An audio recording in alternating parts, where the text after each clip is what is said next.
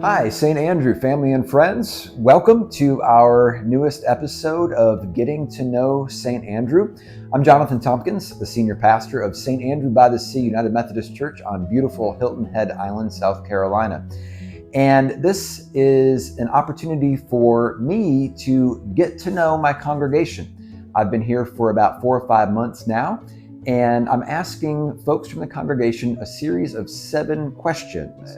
It doesn't only allow me to get to know my folks, it allows you to get to know them as well. So today we are joined by Andi Argast. Welcome, Andi. Thank you, Jonathan. I hope you're doing well today. I'm very well, thank you. Great. All right. Well, let's launch right into our questions. So question number 1, where have you lived? Well, we're really not gypsies, but when I tell you where we lived, it will sound like we are. I grew up in New Jersey. We went immediately after school to New York State. Then we moved to California, back to New York State, then to Connecticut, and then to Vermont. And then we made the big trek down to South Carolina. Once in South Carolina, in the Low Country, we've lived in 4 different neighborhoods. And not because we were drummed out, trust me. It just circumstances were such that we moved along. So we've lived in Palmetto Dunes, and we've lived in Port Royal, Moss Creek, and as of next week, we will live in the Crescent. Okay. All right. Well, I hope the move is going okay with a week to go. Move is going fine as moves go, but we know you can move 3 miles and you can move 3,000 miles, and it still is high on the stressor list. Of course, being a Methodist pastor, I've moved several times as well. The hardest move that we ever made, we literally moved from one house to the house next door. And that was hard because when you're moving across country, you've got all the, but you're thinking, oh, I can just schlep stuff over and So. Yes, we've done a little of that schlepping, actually. Good.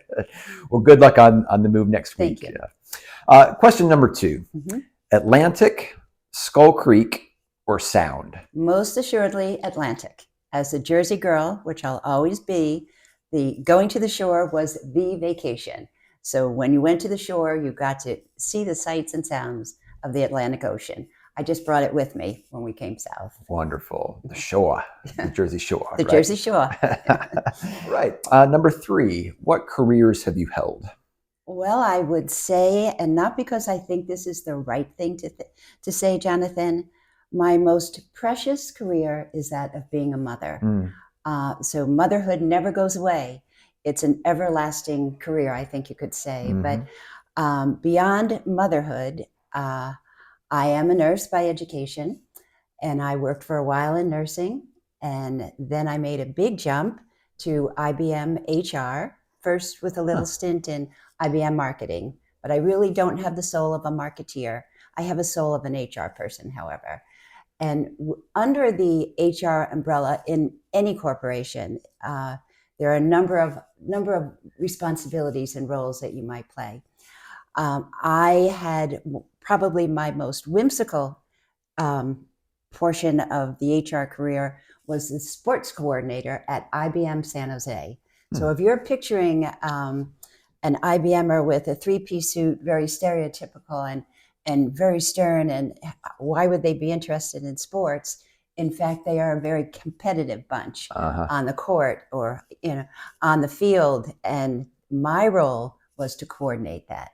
And so it was by far, as a sports-loving person myself, a most interesting portion of my job as an IBMer. But I also worked in compensation. And I worked in, and this was really my favorite, I was a recruiter for IBM. And I still, as I sit across from you, Jonathan, I remember sitting across from those college, fresh-faced engineers that wanted nothing more than to impress me and to make their mark on their career at IBM. So that was exciting. I love that. But when we left the New England area and came south, I still had a need to do something. And I wasn't sure exactly what it was, but I had heard about volunteers in medicine. And obviously, as a nurse in my past, the idea of doing something there seemed very significant, and certainly something that might go along with what I was all about. So I worked for a few months as a volunteer at Volunteers in Medicine, and then I went on the staff as the physician coordinator. And somehow or another, that kind of brought together what I did in HR and what I did in nursing. I loved the clinical atmosphere. I loved the fact that physicians who were so skilled and so gifted in so many ways gave of their time in order to serve the underserved. It was a beautiful, it still is a beautiful book, and I loved it. I loved it. That's wonderful. And I love how it does seem like your many careers kind of coalesced into that one Yes, final exactly. thing. That's great. I don't know what amuses me more, the fact that you used whimsical, IBM, and HR in the same story. That's exactly right. Or that I remind you of one of your fresh-faced young interviewees. I appreciate at age 47. I appreciate that. Thank you. That's definitely a compliment. I mean it as it.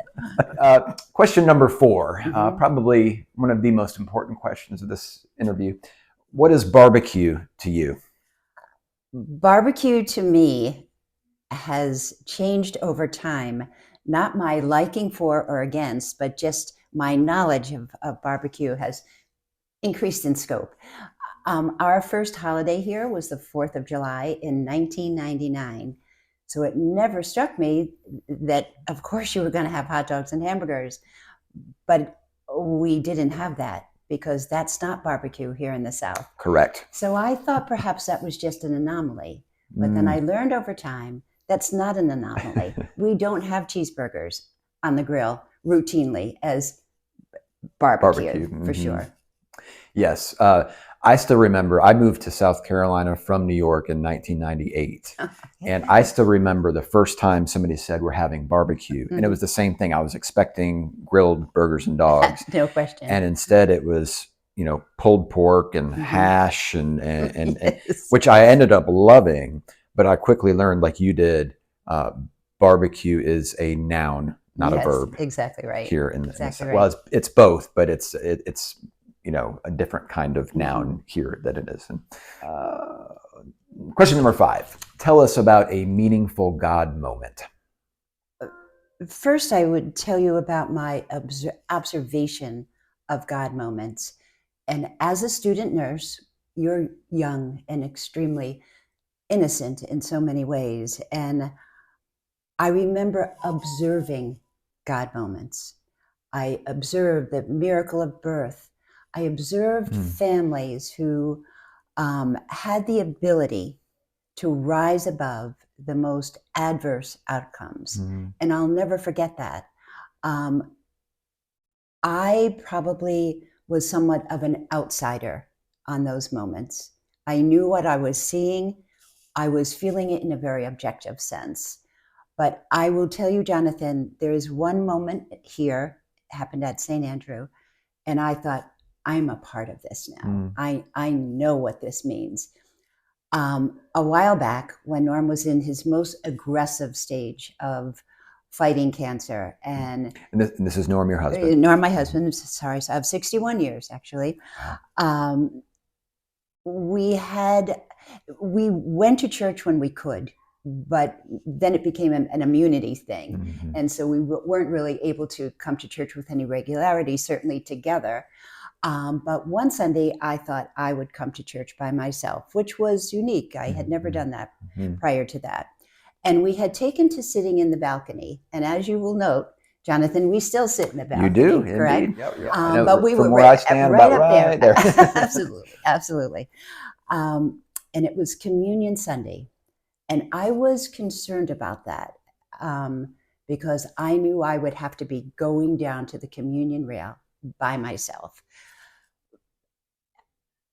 But back then, we didn't know when it was going to be Communion Sunday, as we know now. So it was taken back, and maybe I would have given it a second thought as to whether or not I would have come to begin with.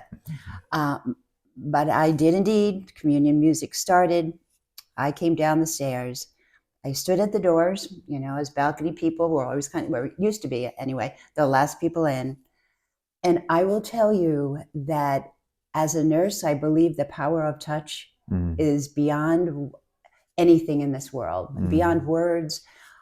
But as I walked down that aisle to the communion rail, I was literally touched by and lifted up by the congregation, not just symbolically, but quite literally. And that I knew was a God moment. I've never forgotten. I have the goosebumps now just thinking about that. Just again, the power of touch, the power of other people caring, walking in your shoes with you, to literally, in this case, to get me to the communion rail. So that was a dramatic moment in my life. Wow. Yeah. Wow. Thank you for sharing that. I'm reminded of, if you know the actor Martin Sheen, he's a good Catholic. And he told a story once about, a lot of people complain about if you have to line up for communion and wait in the long line. And he said that he loves it because lining up and looking ahead of you and seeing people and looking in back of you and seeing people reminds you, I'm paraphrasing what he said, but it reminds you that, we're all in this together. Yes. We're, and being in that line is, you're in a long line of folks that are surrounding you. And that reminds me of what you said about the congregation touching you and Absolutely. and moving you along. I can relate to that sense very well because, again, sitting on our perch up there in the balcony, ever so close to heaven, when I watch our church family walk to the communion rail and then take communion, I am so very much aware that we are a body of believers. And there's something very special about sharing that moment together. Yes. Yes. Thank you. Number 6, what is a talent that you have? Well, we've talked about this, communicated about this, Jonathan. And I would be the last person that you would ever choose to be part of a talent show, because there is not a talent that I have that you could wrap up and stand on the stage and perform. As a matter of fact, I was thinking this morning that when I was a student nurse, I went to the National Student Nurses Convention, and we put on, for I don't know why, the production of Swan Lake. And I was the lake. Totally motionless, do nothing. That was my only role. Be as still and quiet under a blue sheet as you possibly could be. So you see. Were you entirely under the sheet? I was entirely under. Absolutely. There was no exposure to the audience. I never had to show my face. I guess you provided the topography. I mean, is that? That's right. Okay. That's right. And there were mountains over to the side. Yeah, it was that. But then another thing I was thinking, if talent was really demonstrated by skill, I was really, maybe hard to believe right now, a really, really good softball player. And as a matter of fact, I played shortstop, and I had a wicked throw to first base. Yes. So, but that goes away over time. So that kind of talent is transient and sort of age related. But I think the one thing I can do, I think I'm a good listener. And I think I try to take what I hear and what I see and what I feel and translate that, capture it, and put it to paper. So I would say that is maybe something that I get a sense of satisfaction. And I agree with that talent. Andi is our church council recording secretary.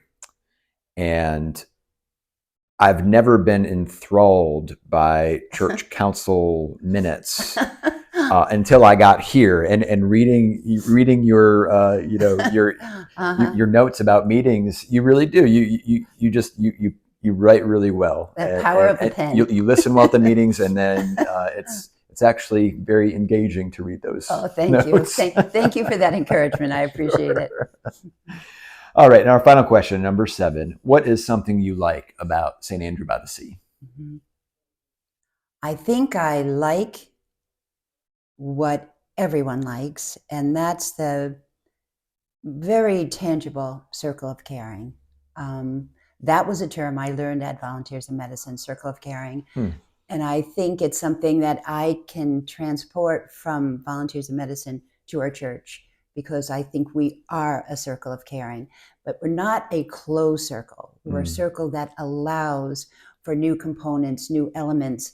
And I think I love the idea that we are a constant, but we are changing at the same time, and that we're willing to change. I mean, look at our strategic goals, for instance. I think that says so much about us, that we know to stay vital, that we know to be relevant in the world in which we live.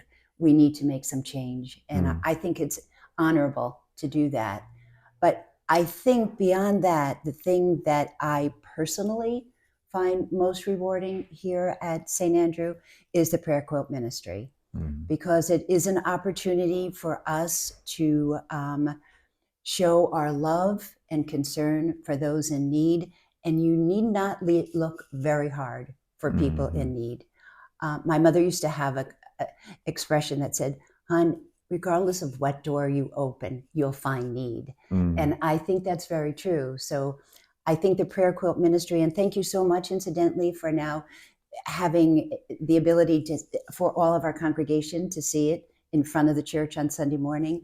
I think that's really positive. I think it means a lot to people, because the love becomes so readily apparent. And I think it's especially important too for the people that are streaming, because many of our recipients can't be at the service. Right. But if we tell them, if they tune in at 10 o'clock on a Sunday morning, they will see their fellow Christians walking by, touching their quilt, praying for them. And I have gotten so much feedback, and we've all gotten so much feedback about the power of that. So, absolutely wonderful ministry. And, I've been here since July, and it's now November. And I think at least half the services on Sunday, we've had a prayer quilt prayed over it. The congregation comes and ties a knot as a representation of their prayer. It is a beautiful thing. And I'm so glad that we've got you and other talented folks that are able to make those quilts. And then, of course, pray over them. And just to clarify something, I cannot sew a stitch. Oh, okay. I can do one thing, and I can sew the story.